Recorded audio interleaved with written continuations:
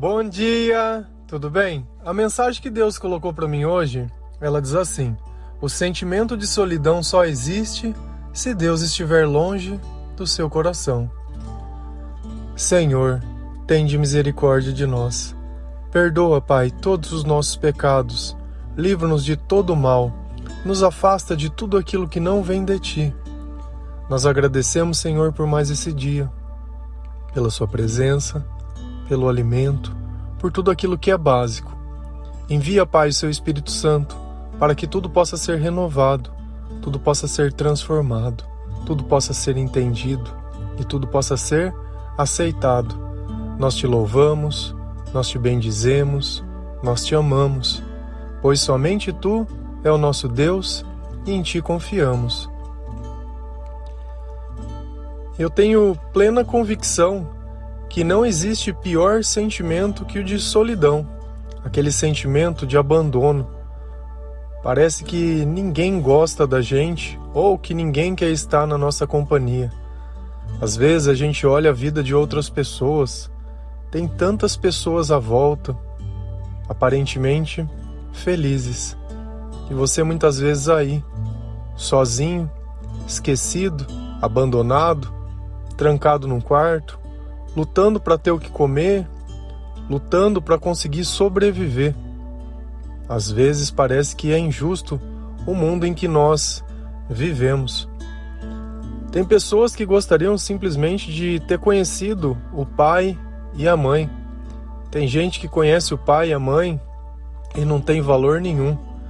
Mas quando a gente olha uma pessoa que ela foi adotada, parece que o mundo esqueceu dessa pessoa. Porque nem as pessoas que teoricamente geraram ela quiseram estar com ela. E como que uma pessoa dessa não vai crescer muitas vezes com um sentimento de revolta? Só que a questão toda é que nós sempre vamos procurar um culpado para esse sentimento de solidão. E a gente sempre vai acreditar que se alguma coisa diferente pudesse ter acontecido, esse sentimento ele não existiria. Só tem um problema. É uma mentira isso. Ainda que a sua mãe ou seu pai tenham te deixado para outra pessoa, o sentimento de solidão, ainda que você conhecesse os seus pais, ele iria existir. Porque esse sentimento, ele não é a ausência de pessoas. Esse sentimento, ele é da ausência de Deus. E eu tenho certeza que se você puxar na tua memória, você vai começar a encontrar pessoas que Deus colocou no seu caminho para ir cuidando de você enquanto você crescia.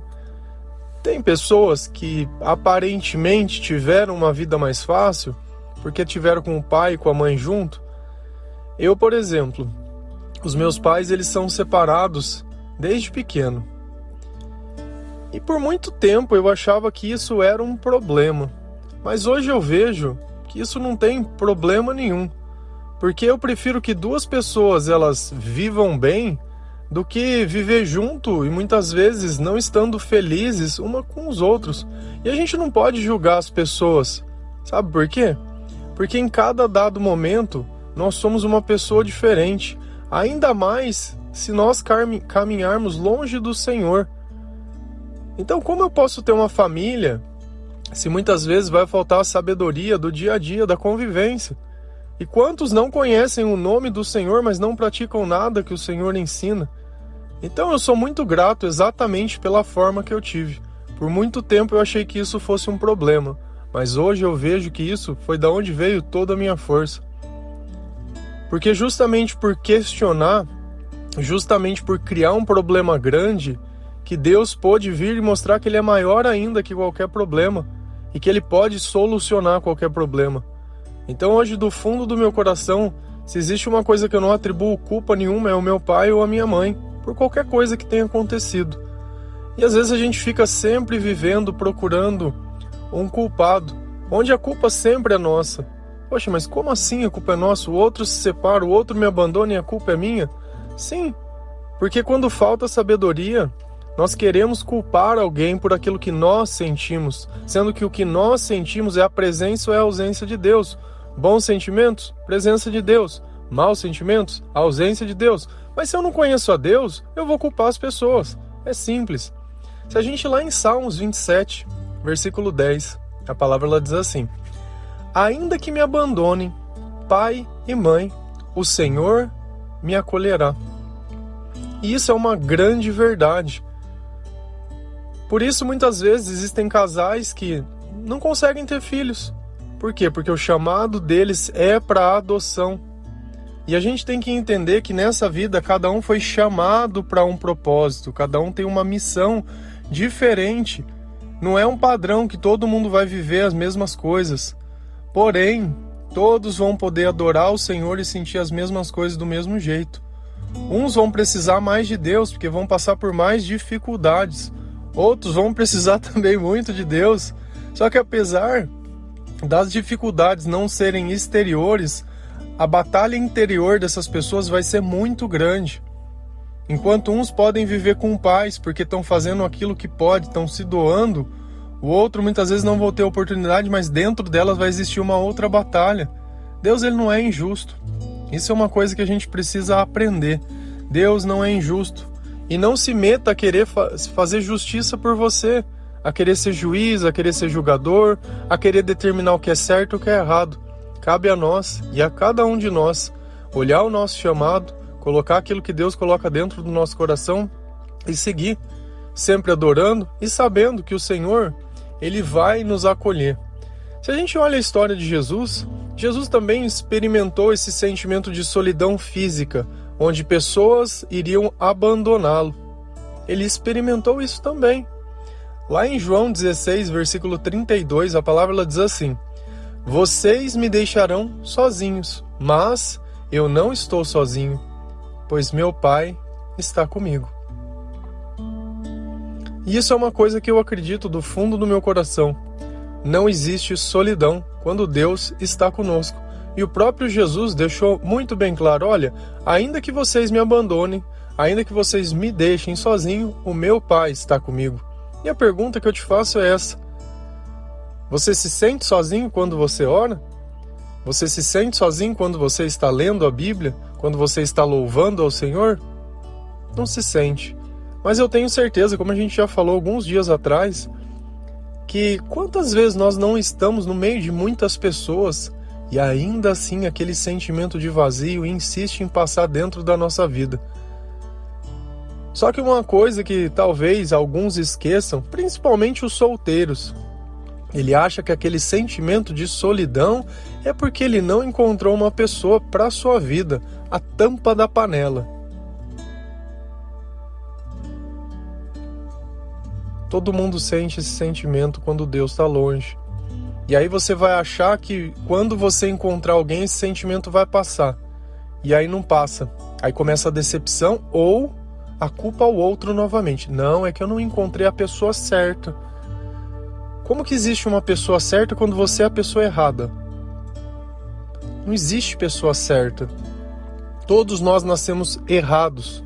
Nós nos transformamos a pessoa certa mediante a presença de Deus na nossa vida. Quanto mais nós acreditamos, mas minha fé é pequena. A fé, ela vem pelo ouvir. Quanto mais você busca o Senhor, quanto mais você ouve o Senhor, quanto mais você lê a palavra de Deus, ouve louvor, conversa, fala com outras pessoas sobre Deus, mais a nossa fé ela vai aumentando. Fé não é uma coisa de ter vontade. É uma coisa de buscar a presença. E ninguém pode fazer isso por você, só você mesmo. Então tudo aquilo que a gente usa de desculpa é culpa nossa. Se eu ir uma vez por semana na igreja, 15 minutos muitas vezes de homilia, sei lá, 1 hora de pregação, onde a maior parte do tempo está lá se fazendo um louvor, uma evocação do Espírito Santo, não desmerecendo, pelo amor de Deus. Cara, vai lá falar de oferta, vai falar do que vai fazer na igreja, e que aquela parte, a maior parte você já conhece. Como que a tua fé pode aumentar se é muito pouco alimento? É muito pouco. Se você tivesse uma prova importante, quisesse tirar 10, você teria que estudar muito, teria que ler muito. Vou ler uma folha só. Cara, a Bíblia e a fé, ela não é uma questão de lembrança, mas é uma questão de envolvimento. De você poder ouvir e viver e fazer aquilo que Deus ensina, sabendo que é o Senhor que está conduzindo os teus passos. que é o Senhor que está influenciando os teus pensamentos, os teus sentimentos, e toda a paz que emana do Espírito Santo. E esse Espírito Santo que a gente tem hoje, que é uma bênção, ele não existia. Eu não sei se vocês têm essa consciência, mas foi depois dessa experiência de Jesus se sentir sozinho que ele resolveu enviar o Espírito Santo, o Conselheiro, o Consolador, o Espírito que não mais nos deixaria sozinho. A presença do Pai na nossa vida ele não tinha. Se a gente ir lá em João 14, versículo 16 e 17, olha o que a palavra diz: eu pedirei ao Pai, e Ele dará a vocês outro conselheiro para estar com vocês para sempre, o Espírito da verdade. O mundo não pode recebê-lo, porque não o vê nem o conhece, mas vocês o conhecem, pois Ele vive com vocês e estará com vocês. Louvado seja o Senhor, que Ele não nos abandonou, que Ele não nos esqueceu, que Ele nos enviou o Espírito Santo, e esse é o Espírito que o tempo todo, enquanto nós desejarmos a sua presença, Ele estará conosco. E Jesus deixa muito bem claro, para sempre. O Espírito da verdade é um Espírito que não tem medo da verdade, não tem medo de ser o que você é, não tem medo de enfrentar os problemas de frente, não precisa da mentira para se parecer melhor. Ele não se alegra com a injustiça, como diz lá em Coríntios 13, mas se alegra com a verdade. E às vezes a gente ouve falar do Espírito Santo e não tem nem ideia da razão que Jesus ele nos deixou ele. Conselheiro. E o que é um conselho? Não é uma boa forma de se viver, uma boa forma de se estar com Deus, uma boa forma de se relacionar com as pessoas? Eu fico às vezes pensando em como as relações elas seriam bem melhores se ambos do casal tivessem a mesma fé em Deus, tivessem o mesmo temor, tivessem o mesmo amor.